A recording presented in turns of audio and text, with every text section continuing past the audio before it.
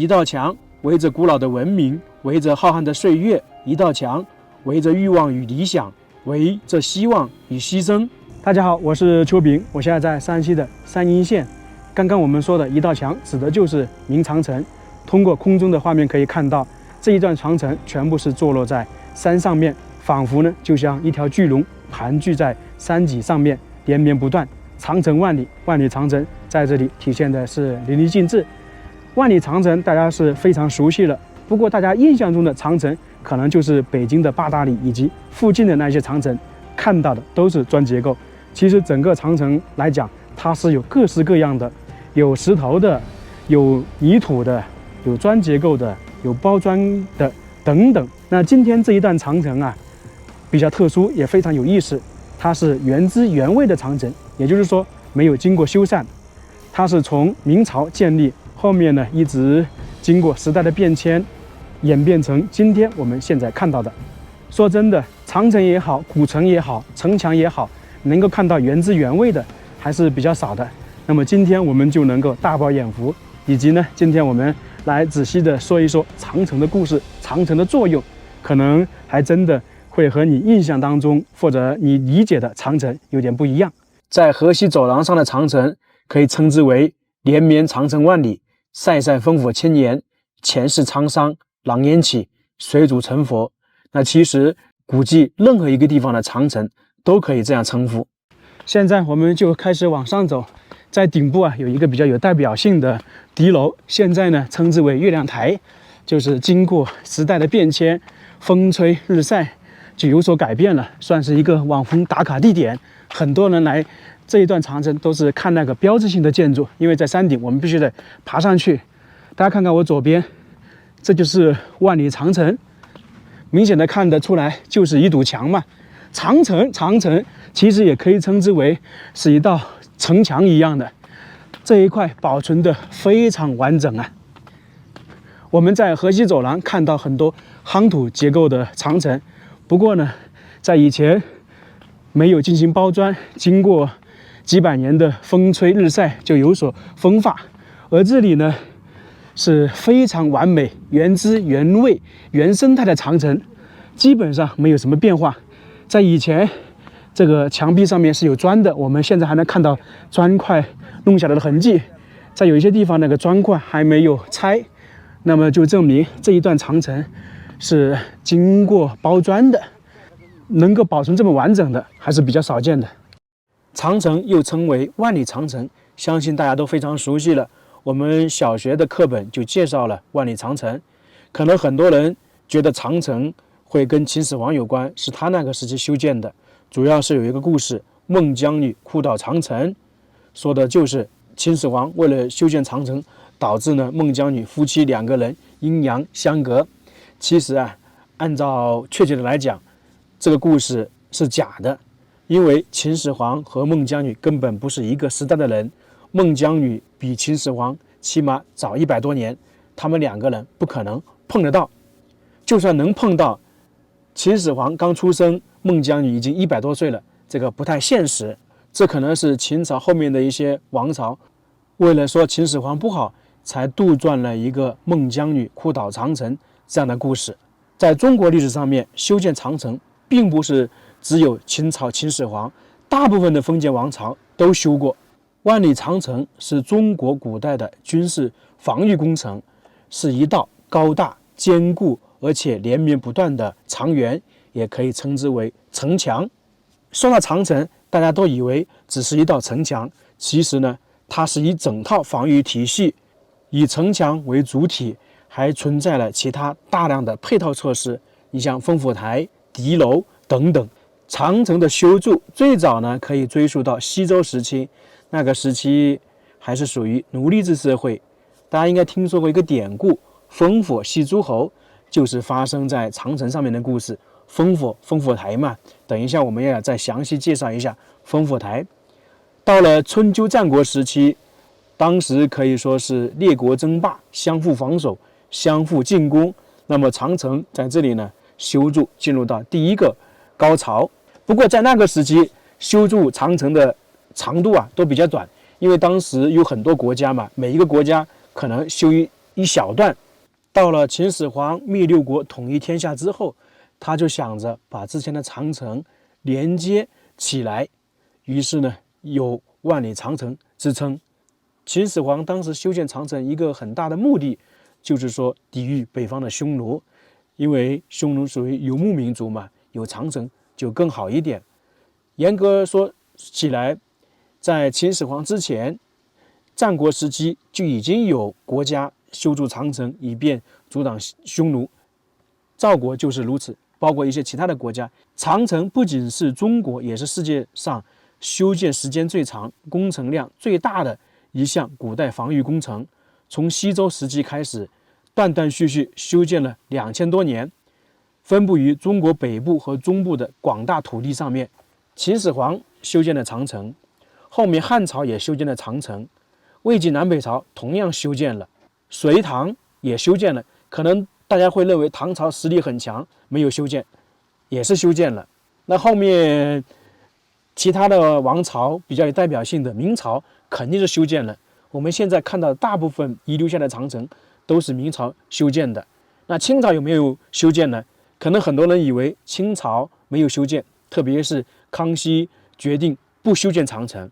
其实啊，在清朝中后期，他同样也修建了一部分长城。所以说，在中国封建社会，基本上长城是一直有在修的。你像现在长城的话，河北境内大概是2400多公里，陕西境内是1800多公里。我们现在看到的明长城，经过测量，它总的长度大概是8800多公里。那秦汉以及早期的一些长城超过1万公里，总体算起来，长城总共是有2.1万公里。所以说，称之为万里长城不为过啊，名副其实。这也是中国古代劳动人民的智慧呀。长城的来由以及历史，我们简单说一下。现在继续往前面走，在这个顶部啊，山顶上面有一个网红打卡地点，大部分的人来这里就是为了看这个。这一块都是经过修缮的，可能就是为了大家参观方便，修建了台阶，包括上面也修缮了一点。我是从那一块走上来的，可能有2公里距离吧。来这边游玩的人还挺多的，源源不断的。现在上面也有。这一块呢，应该是进入到第一个相对来说比较平缓的地方。之前那边一直都是上坡。我们说的月亮门就是前面那个建筑，它这个缺口是有点像月亮，刚好月亮呢也是从那边升起来，从而叫做月亮门。那其实最早的时候，它这里并不是月亮门啊，是我们经常看的一个敌楼，我们也可以称之为角楼，因为刚好这里是长城进入到相对来说平缓的一个地方，它就弄了一个角楼在这里。因为在这边往前看的话，就能够很好的看到下面的盆地了。这个角楼还是挺大的，现在是经过修缮的。它是在2016年倒塌了，后面重新修缮。以前全部是砖结构的嘛，经过几百年风吹日晒，然后倒塌，就剩下这样一个门，包括下面这些都是经过修复的。角楼连接的肯定就是长城了，可以看到一直下去。这一块相对来说低一点啊，你看这样一直绕过去，然后又到对面山上了。整个长城就是沿着这种山体来修建的。这一块我们刚才从下面看，一直感觉是黄土，对不对？那其实只是说那个砖被拆掉了。我们继续往上走的话，能够看到比较完整的包砖长城。看完了月亮门，我们就沿着长城往前走。那这些都是原版的，包括左右两边还能零零散散看到一些砖块，也是原版的。你看，旁边就是那些脱落的砖块，都在这里。长城呢，特别是明长城，它是修建分为好几个阶段的，建造的方式、材料也是分好多种的。那这一段长城它是叫做广武长城，这一段广武长城大概是10公里，整个这个县城的长城35公里，明长城29公里，北齐长城6公里。这一段明长城是国内长城的珍品，也是中国明代长城的代表作。在这里非常明显的看得出来，长城是沿着这个山脉盘旋而上，到达那个顶部，真的就像一条巨龙盘踞在这个山脉上面。从而说万里长城，长城万里，长城就是一条巨龙嘛。那我们可以看到，长城的宽度还是挺宽的，宽的地方可能达到3米，基本上都是2米左右。在这一块呢，就能够看到这些长城基本上都是包砖了。这个广武长城，它最早的时候是修建于北齐时期，大概是公元550年，那个到公元570年左右，就到现在已经1400、500年的历史了。那这个长城后面到了唐朝有没有修呢？也经过简单修缮了一下，因为这个广武长城可以说是中国封建社会经历战斗次数最多的地方。我们之前看雁门关说它战斗次数非常多，2000多次，而这个地方据统计呢，战役次数达到4000多，好像是4600、700次，多不多？为什么会这样呢？主要是这个地方地理位置非常关键呢。大家看一下，这一块是长城，左边呢明显的看到下面是一望无际的平地，我们说平原。再往这边一点呢，大概5公里就是雁门关，所以整个这个广武长城呢，其实算是雁门关防御体系的一部分。那么在这一块呀，一直是游牧民族和中原王朝争斗战役的一个前线。你像在汉朝时期，汉武帝打击匈奴，那这个地方称得上是汉族匈奴的一个场地。那到了唐朝、宋朝、明朝都是前线的。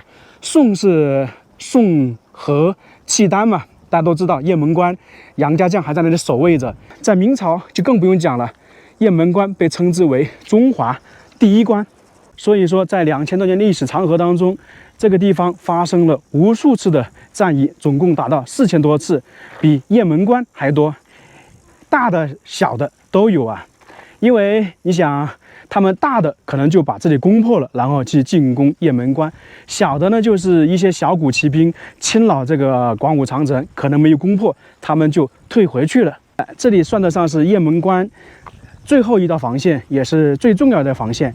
这里攻破了，那么游牧民族的那些骑兵就可以直接去雁门关，因为整个这段长城左右两侧都有山谷，骑兵是可以通过的。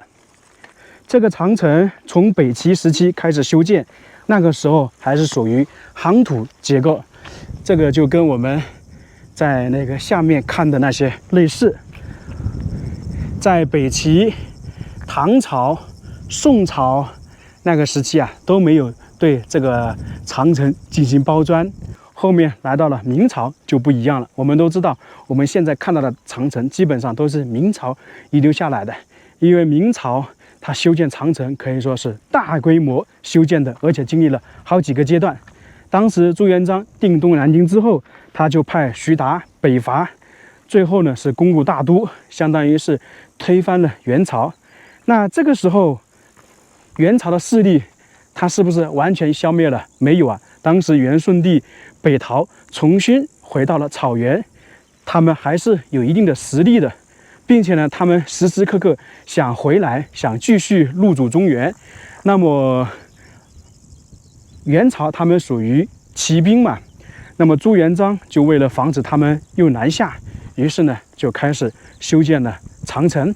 我们现在看到这广武长城是在北齐始建，那到了朱元璋的时候又重新进行复建。我们在这里可以看到长城分了2部分，下面呢是砖块，上面呢是夯土。那么它其实也是分为2个时间段的。在洪武7年的时候，这里呢就进行复建修建，当时修建好的就是属于夯土结构，没有砖块呀。因为当时明朝开国的时候，国力啊并没有那么强盛，他们为了军事防御需要修建这个长城呢，只能进行夯土，因为周边呢也都是属于泥土占多数。我们其实看明朝的长城，大家最熟悉的可能就是八达岭这一块的，都能看到砖结构的。那其实啊，在朱元璋时期，那些长城基本都是夯土的。朱元璋修建这个长城，其实它并不说起到决定性的作用，是一个辅助性的。这主要是由于朱元璋时期和朱棣时期，他们对元朝的残余势力啊处于进攻状态。当时元朝退守草原之后，是分裂为瓦剌和鞑靼。我们经常看影视剧也知道，在朱棣的时候，他经常会进攻草原嘛，实力是比他们强的。那自然而然，这个长城只是说起到一定的作用，因为他的骑兵还没有到达这个长城的时候，已经跟明朝的军队对上了，甚至说他们还失败了。那到了明英宗朱祁镇的时候，就有所变化了。在当时有一个土木堡之变，大家都知道，明朝的几十万军队全军覆没。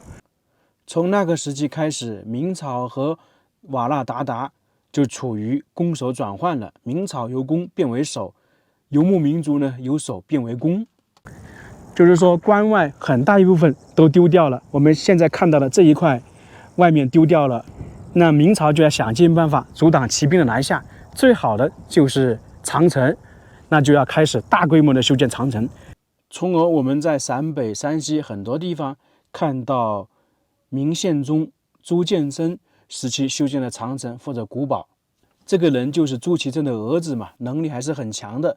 他把朱祁镇留下的烂摊子基本上处理好了。后面到了明朝万历时期，整个长城呢又进行了大规模的修缮。我们看到的很多砖结构就是明朝万历时期留下来的，主要是由于张居正改革，明朝国力强大，国库有钱了，那肯定是要花出去吧，要不然就一直放在国库里面不好。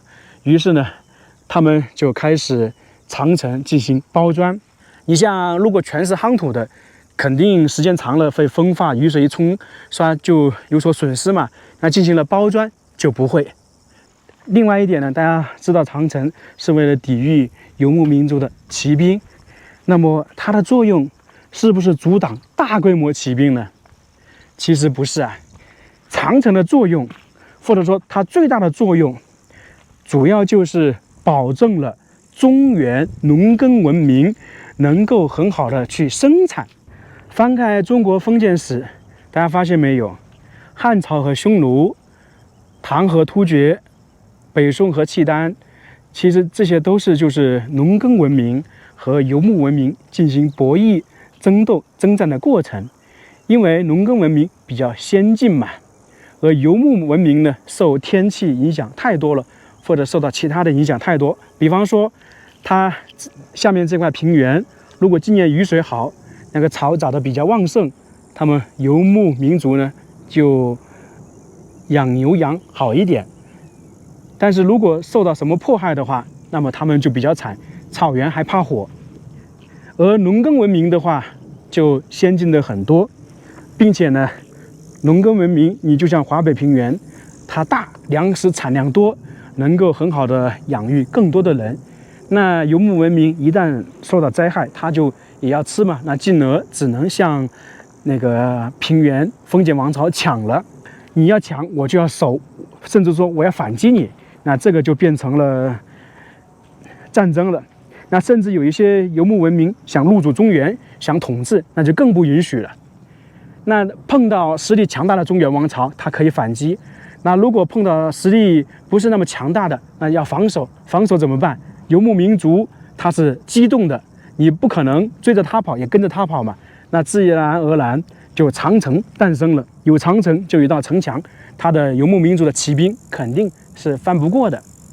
修建长城并不是大规模的阻挡骑兵，这个可能大家都会有些误解啊。其实主要是阻挡小股骑兵。大规模骑兵出动的话，那基本上这些中原王朝也知道他会进行反击，因为大规模骑兵就是一个方向嘛。比方说他们要进攻雁门关，那么他们就在这里防守了。长城主要是阻挡小股骑兵的侵袭，小股骑兵几十个人、几百个人，他们可以在整个长城沿线，如果没有长城的话，随便哪里都可以进入农耕文明，就是封建王朝、中原王朝的各个地方去侵袭、去破坏。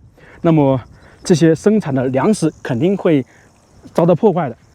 而有了长城，基本上他们要跨过来就很难了，并且我们可以发现，大部分的长城都是建在山上，地理环境呢相对来说比较复杂，特别像这种山上有峡谷、有沟壑，骑兵的话也不可能翻越过来。在长城沿线呢都有人值守，这就是长城真正的核心的作用。刚才我们说长城是一整套防御体系，其中里面它的烽火台作用是非常大的。在这一块，长城是从下面的峡谷一直建造到山顶，而这个烽火台也是沿着长城一路排列过去。很多人可能以为烽火台就是在长城上面，一开始我也是这样认为的，后面直到我去了河西走廊，以及来到了山西、陕西，才了解到烽火台往往是在长城的外面，两者是隔了一段距离的。我现在站的位置就属于在长城这里，你看我们只能看到前方这一块位置。如果说游牧民族骑兵从这边过来，我们能看到，那可以进行防御示警。那假如说他从那边过来呢，我们就看不到了，那就必须靠旁边这样的烽火台，它能看到前面，也能看到侧边，就整个下面的情况一览无余，都能看到。所以说烽火台一般就是在这样长城的外面一点点，可能也就是10到20米的距离吧。那这种烽火台它并不是周边只有一个，它可能隔了几百米就有一个，特别是在这种山势陡峭，然后有遮挡物的地方，烽火台就更多。包括我们从这里过去都能看到很多烽火台呀。所以整个来讲，烽火台、长城这是一整套的防御体系。那这个烽火台是怎么示警的呢？相信大家听过这样一句话：狼烟四起，江山北望。这个就是在烽火台上发生的故事。如果游牧民族的骑兵来了，在烽火台上面的士兵看到，他就一定要发出警报，提醒长城做好防御。那这个狼烟四起到底是怎么一回事呢？按照资料记载，就是这些士兵在戈壁滩或者其他地方捡一些狼粪，加上一些杂草放在那里。如果有游牧民族骑兵来了，他们就把这个点燃。我们都知道东西在点燃有烟嘛，这个狼粪加杂草组合起来的东西，它那个烟呢不会四处扩散，是一直冲入云霄一样，在老远就能够看到。那么第一个烽火台发出警报，后面的烽火台看到全部点燃，那整个这样就延续下去，基本这一块长城上面都知道有敌人来了。那这个狼烟也称之为烽火，白天是烟，晚上是火。为什么会采用狼粪呢？刚刚我们说的，它烟是冲入云霄，不会扩散。还有一点呢，狼粪和杂草一起烧起来，使黑烟看得更清楚。那用柴火或者其他树木烧的，这个就会扩散，看得没那么清晰。如果是晚上的话，烧柴火有明火就可以，但是白天不行。大家会有一个疑问，如果光是点狼烟、点烽火，那么在远处一点的烽火台的士兵值守如果没看到怎么办？那其实呢，点狼烟是一种手段，它还有敲锣打鼓、放炮等等组合起来一起进行传递军情的。狼烟四起，这个基本上只能代表有敌人来了。那来了多少敌人，烽火台的士兵是怎么分辨、怎么传递呢？它就是靠敲锣打鼓以及放炮来区分。比方说那个放炮一响是500个人，放2次是1000个人，以此类推。这样的话就完成了示警，提醒后方做好准备。所以说这些长城还是隐藏了很多秘密的。也是中国古代老百姓智慧的结晶。那这一段原汁原味的明长城我们就到这里了，看完确实让人大开眼界啊，也算是不虚此行。大家有机会的话可以来这边看一看。那这个视频就到这里了，非常感谢大家，我们下个视频再见。